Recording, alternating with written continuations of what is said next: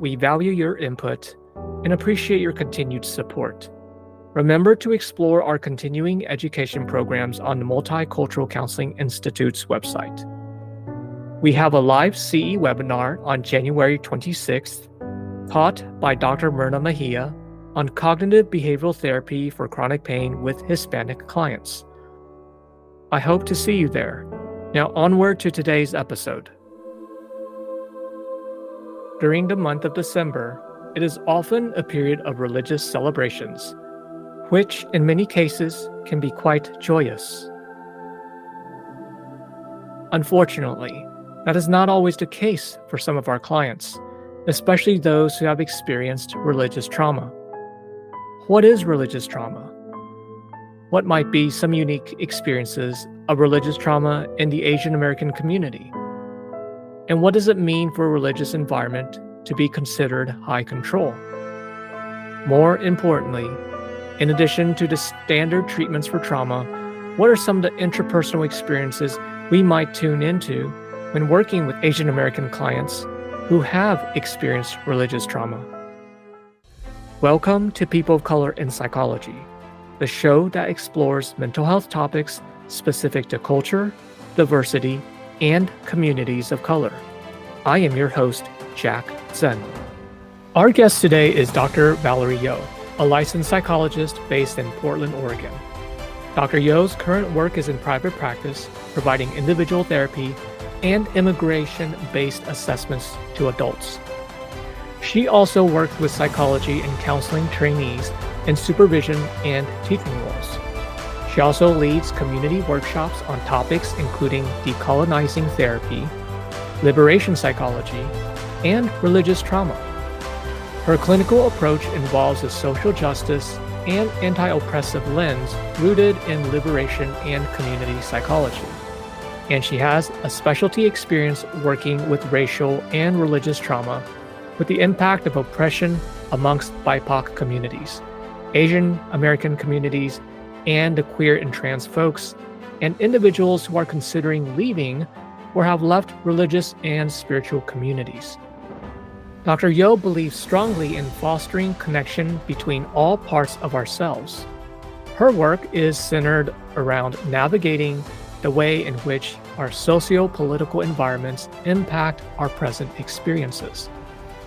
As a Singaporean Chinese-American psychologist, Dr. Yeo will be discussing religious trauma in Asian American communities, and yet the importance of us in rooting in community for support. Dr. Yeo, thank you so much for joining us today. Thank you so much for having me, Jack. I'm glad to be here. Well, I'm really excited to have you for this particular episode because one thing we haven't really discussed much this season is the issues with religious trauma. But before we get into that, can you walk us through your journey and share with us any memorable events and circumstances that may have influenced how you got into this work? Yeah, absolutely. And as I was thinking about this question, I was thinking about how I had in some ways, a very so-called typical Asian American journey of starting out as a pre-med student. And midway through that, I decided to pivot to psychology because I realized that it was the aspect of working with people that really appealed to me about this sort of care work. And quite frankly, I think up until that point, I had kind of survived academia by staying under the radar. And I remember, I think it may have been my sophomore year of college, I took a really small seminar class in the psychology department of my college. And I was kind of, I think I had been a bit of a wallflower in classes up until that point. And after class one day, that professor actually pulled me aside and she said to me, "You don't say a lot in class, but whenever you do, it's really worth hearing. And I really encourage you to speak up more." And honestly, no teacher in my life had ever seen me in that way. And as I said, I kind of survived by kind of staying under the radar of a lot of like structures of power, which included teachers at that point. And that teacher, by doing that, I think she really kind of changed my life trajectory in a way. And I mean, maybe it wasn't so dramatic as that, but her comment really stuck with me. And I think to this day, that memory really sticks with me as just the power of great teachers in the lives of students, and the ways that, great teachers who really see their students that way can really make a really big impact. And she ended up becoming one of my mentors, and she was the one who encouraged me to pursue graduate work. Actually, I don't think that was something I would have done if someone hadn't encouraged me to do Oh, that. wow. Wow, that is, in many ways atypical to a Mm, lot of the folks who've been on the show, and to have folks advocate or actually see them at undergraduate level. mhm, mhm, That must have been very powerful, as you were saying, to essentially rattle the way you had viewed yourself. mhm. Yeah, absolutely. I think I was so used to being just one of the crowd. I had been kind of, I think, aimless up until that point. I was pursuing pre-med because I didn't really know what I wanted to do, and it felt like something I was supposed to do. And I think after taking that class, I kind of, realized that it's really the aspect of people and communities that really appeal to me in this type of work. And yeah, that's what pivoted me into mental health and psychology. Okay. Okay. Now, so, with psychology being a very broad field and having that catalyst and you Mm, getting into the field, over the years, you become more specialized in working with marginalized populations and also tapping into the issues of religious trauma. mm. Can you share with me that path and how you started to lean into that space?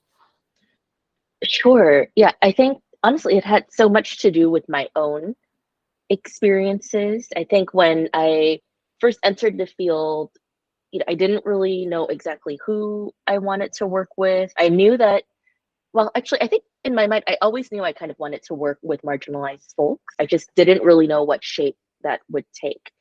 And I think a lot of what honed my experience into where it is today were my own experiences in graduate school, where, like I said, I don't think I fully understood the full impact of internalized oppression and racism, especially in like academic environments and the way that those things can manifest, especially in predominantly white academic environments. And I think in my program, in my year, I was probably one of maybe 3 to 4 students of color, and maybe one of three like visibly not white people out of a cohort of, I did a PsyD program, so the cohort was a little bit larger at that point, and I can't remember exactly how many people were in my cohort, but yeah, I mean, we felt very alone, I think. But I think back a lot on those experiences and how alone we all felt, and we kind of banded together. But at that point, I think so few of us really had the vocabulary or the frame to explain what we were going through. And I think back to that, and I really sometimes wish that I could go back and kind of give myself some of this framework and give myself a lot of what I've since learned. And yet again, a lot of what I've learned through the experiences of being in a setting like that. And I think it was through a lot of my own experiences and what I wish I had known. I think those are some of the things that I wish that I could to give to other people now. And I think that really informs the way that I work with Hmm. communities, especially those in marginalized communities. Yeah, with the marginalized communities, being one of three folks who are BIPOC, amongst, I think most PsyD programs admit maybe 30 folks. Would you say that's Yeah, accurate per yeah, I cohort? would say. Hmm. Okay, I think during my time, I mean, our even the PhD program is about four. Well, I mean, sorry, about five or six, depending how large the programs Hmm. are. But that's quite a bit, out of 30, 20, 30 Hmm. folks, and only three folks of color. It is very isolating. And now, what about the part about religious trauma? First of all, for our listeners, how would you personally define that?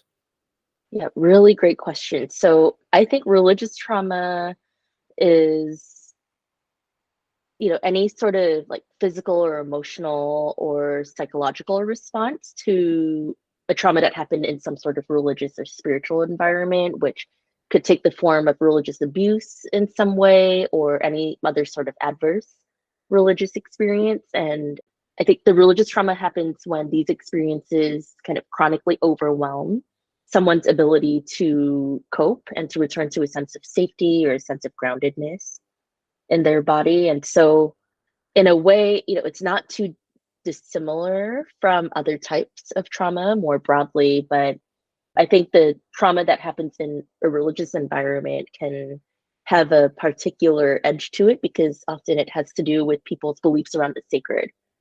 And so as a result, I think, yeah, it wounds at a very deep and specific level because of that. Hmm.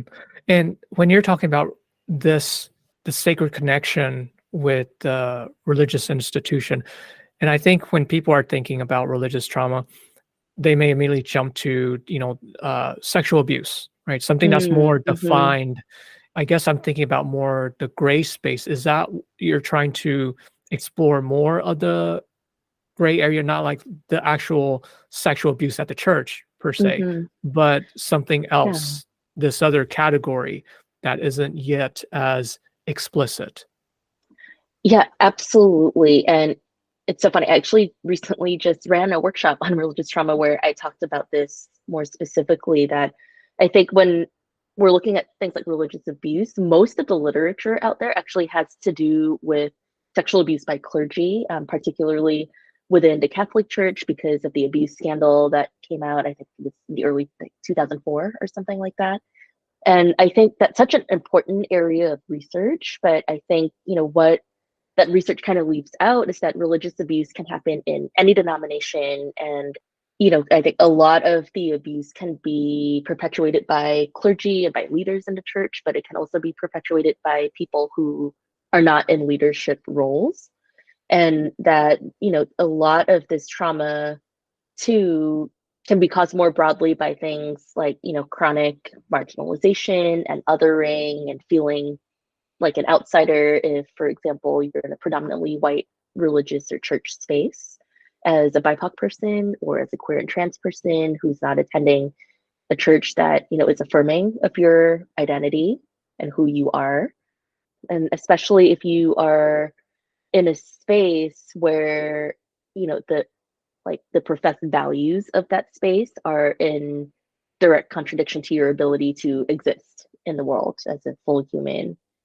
And I think a lot of the religious trauma that's out there right now doesn't quite get at that because it is so focused on sexual abuse by clergy, which again, I think is such an important area of research. But yeah, I think it kind of leaves out a lot of that gray area that you were Yeah, the talking about. the other gray area, as you're mentioning, the othering piece or, the Hmm. sense that you don't belong. I mean, the obvious, more clear things, again, is the sexual abuse or, talking about conversion therapy and actually Mm-hmm. facilitating that type of Right. treatment. From your experience, what are some of the types of religious trauma that you're seeing? Yeah, really great question. And quite frankly, I think a lot of clients who have religious trauma or experience religious trauma, it tends not to be the presenting issue that people are seeking therapy about. So most people are seeking therapy for things like mood instability or issues and trouble maintaining relationships or like, trouble at work or something like that. It tends to be something a little bit more general. And then it's through the process of therapy and getting to know the client. And especially if I know that, that type of church or potentially like a high control religious space might be a part of their history. And it's only then that, the religious trauma piece starts to unfold. But it tends not to be the thing that people are seeking therapy for. So I think often when we talk about religious trauma, we're really talking about trauma more broadly because the religious trauma that I'm talking about, I think especially, and I'll say, a lot of my expertise in religious trauma tends to be in Christian environments, more specifically, kind of these high control Christian environments, more specifically, where, it's not just like a belief system, but it's kind of given to you as a full way of life. So it informs your decisions around, how to have a family, how to have relationships, how to pursue partnership, beliefs about afterlife, beliefs about the meaning of life and the world. It even affects things like your relationship to money, to politics, to hobbies, to rest, to work, to your own body. And what I often find, for people who are coming in who have religious trauma, often, I'm listening out for things like shame. I think shame is a really big piece of religious trauma, and especially for people who have been in religious environments that really advocate for purity culture, which, is this culture that really, there's this really big push that sex can only happen in a very specific context, being, marriage between essentially heterosexual marriage. And, where people are kind of shamed for having very normal body responses, like in adolescence, for example, when puberty hits, like there's some very normal things that happen on a biological level where people are not given education about that, and in fact are told that these very normal body responses you're having are wrong or are sinful, which then, in the same way as, thinking about that sense of being othered, when you're told that something that's totally out of your control, that is a part of you, is wrong, then you start to feel like you are wrong inherently. And so, that question of, what is religious trauma? Like, I think it can be so hard to define because it really, like, I think about it like a ripple effect, that there are the religious beliefs kind of at a cognitive level. But what I often find is that people who are coming in to see me often no longer have those beliefs, where they've kind of moved away cognitively, where they might no longer identify as religious, or as Christian, but a lot of the impact of these beliefs and the impact of being in these environments remain in their body and continue to affect them at a level of shame, that someone might not understand why they feel really ashamed about certain things. And then those are the things that we end up working on, Mm, mm. if that makes sense. Yeah, yeah, that totally makes sense. And I'm also thinking about our identities.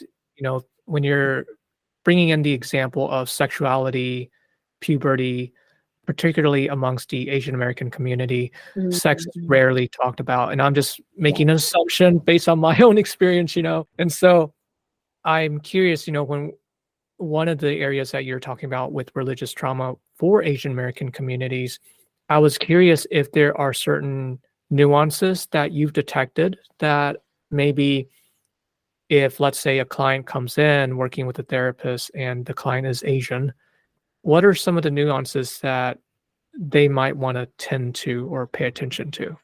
Mhm. I find that most people coming in don't really have a frame for religious trauma. A lot of people have never heard the term religious trauma.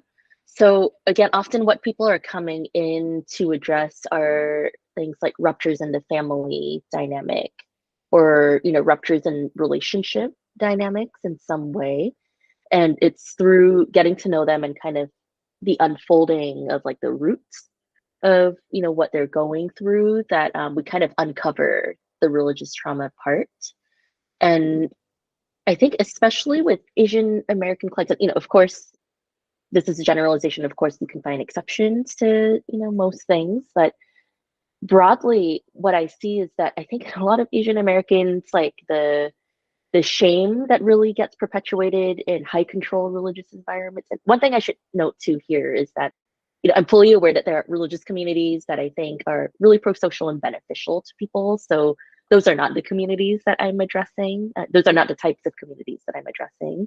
I'm addressing more religious environments that have been harmful in some way to people, or that feel very high control in people's lives. And so when I know that that's been in that's been in my client's life and they're Asian, what I see is that that shame and the control that's so inherent in those sorts of environments tends also, like, there's this parallel where I think in a lot of ways it fits in with a lot of the most painful parts of the Asian and Asian American experience, especially around shame as a motivator and duty as a motivator, and needing, like, feeling this need to do the right thing for people in power, which, I think in many Asian families, like, it's your elders, your parents, like the people who are your caregivers. And so then when you bring the church in, this sort of in this high control religious circumstance, then you have these like twin dual things that are pushing you toward feeling ashamed and feeling like, you have to be someone that potentially you are not, and where you potentially have to hide parts of yourself. And so in a lot of ways, I think they kind of feed into each other, kind of twin painful environments Yeah, can and really it feed off many each ways other. makes sense that you're talking about anti-oppressive Mm. lens to do this type of work. What might treatment look like? I think to kind of back that question up a little bit, in recent years, especially a lot of my work has turned toward liberation psychology and community psychology models, because I truly and firmly believe that individual well-being is completely inseparable from collective and community well-being. And I think really the only way any of us are going to survive this moment is by rooting into our communities. And so in terms of treatment, that really informs my treatment with clients, where a lot of especially the initial work I'm trying to do with people is helping them contextualize their experiences, because I think a lot of trauma are experiences that we have in our body, like shame, that get decontextualized from the thing that caused that shame. And so if we don't have a container for it, then we end up putting it on ourselves. So then what I end up seeing is that a lot of clients struggle with a lot of shame, self-blame, a lot of guilt that they might not even fully understand, why it's there, but it's in their bodies. And so a lot of the work I do, and recently, I don't know if you're familiar with Shinhee Han and David Eng, and they wrote that book, Racial Melancholia, Racial Dissociation, about Mm, Asian American mental health. It's a fantastic book, and they recently came out with a new paper. Actually, I don't know if the new paper is out or if they are still writing it, but I attended a talk that they did recently. And Shinhee is a psychologist. I think he's like a literature professor. I can't remember where, but their new paper is on Asian American rage, actually. And one thing I really loved that they said that I still am thinking about is that, in addressing trauma, we can't only address the mother, we also have to address the motherland. And that so resonated with me, because I think even thinking about religious trauma I'm going to speak more specifically to a Christian context. If we zoom way out into the history of Christianity, colonialism was inherent in the way that Christianity spread. And so when I'm working with BIPOC communities, including Asian American communities, like there's virtually no one in that community whose ancestry was not touched by colonialism at some level in some way. So if we even zoom out, like a lot of what I do is a lot of psychoeducation around, kind of the impacts of these types of history, the impact of intergenerational trauma, the way that this type of trauma might live in the bodies of their ancestors and get passed down. I usually do a little work with my clients around, what do you know of your parents' histories? And, for a lot of, I think, Asian American folks who I work with, a lot of their families, have experiences of war or being refugees in some way. And these things impact them, even if they themselves did not experience these events. And so a lot of the initial work, at least, is around contextualizing, how can you build a container for yourself and almost create like a new narrative for yourself around why you're feeling a lot of these things. And the thing I like about liberation psychology is that it's so much about reframing internal distress as a really normal reaction to like environments and social structures that subjugate people, including, in their history and in their ancestry, and especially for those with marginalized identities. And I think this model can really help people understand their relationship to power structures, and also maybe the ways that they might participate in power structures. And so to me, I think therapy is only one step toward like integrating and healing and learning something new about how you want to live your life. But I like that it doesn't regard client distress as a personal flaw, but rather expression of immersion in something that's really alienating and something that's really painful. And so I yeah. think it helps people demystify a lot of what they're feeling. And honestly, I mean, a huge chunk of the work that I do with my clients around religious trauma or, any sort of oppressive structure is first demystifying it. Let's create a new frame. Yeah, I really love that, how it really puts the person into context of the environment, and rather than placing the onus and responsibility that this issue or this particular problem that you're experiencing is inherent to you, but more Mhm. so it is a byproduct of your environment, and these things are happening through generations, and to consider the impact of how the generation must survive and must cope and adapt. As we're thinking about treatment, the other common thing that, I'm wondering about too, which you've already mentioned this, but I want you to think more about, if there are any additional pieces, and that is, in your career as a person of color, what were some challenges you faced and overcame that you would be willing to share? Mm, that is such a good question. And, like, as I was thinking about this question, and I think as I said earlier, like when I first entered this career, I absolutely did not understand the impact of internalized oppression, like even in myself. And so thinking about, the way that I just talked about, a lot of people don't have a container for shame. I absolutely did not have a container for why I was feeling a lot of the things I was feeling. And to top that off, I'm a little bit about my own history. I entered graduate school about 2 years after graduating from a predominantly white evangelical Christian college. And I no longer identify as Christian, but I did at that point in my life. And in that space, I had unconsciously absorbed just a massive internalized oppression that I didn't know was there. And so, even with the encouragement of like that professor, who saw me, I still entered graduate school really believing that my voice wasn't worthy of being heard, that other people knew more than me, everyone else was smarter than me. And again, I went back to what had worked for me before, was I essentially survived graduate school by keeping my head down. And I didn't make any waves, but this came really at great cost, I think, to my own like internal resources and kind of like to my soul at a certain level. Like there's a memory honestly that's coming up for me where I had just like successfully defended, and my chair told me, she was like, Valerie, you're one of the stars of our program, and I really just want you to know that. And it should have made me feel really good, but I felt so terrible. I went to the bathroom by myself and cried Oh gosh. after that, and I think that to me was the culmination of like, great, like I did so great in this program, but at such cost. Like I felt so broken at the end of it, and I felt like, I think that was kind of a turning point for me actually, of like, I think I will disintegrate if I continue to do things in the way that I've been doing them up to that point.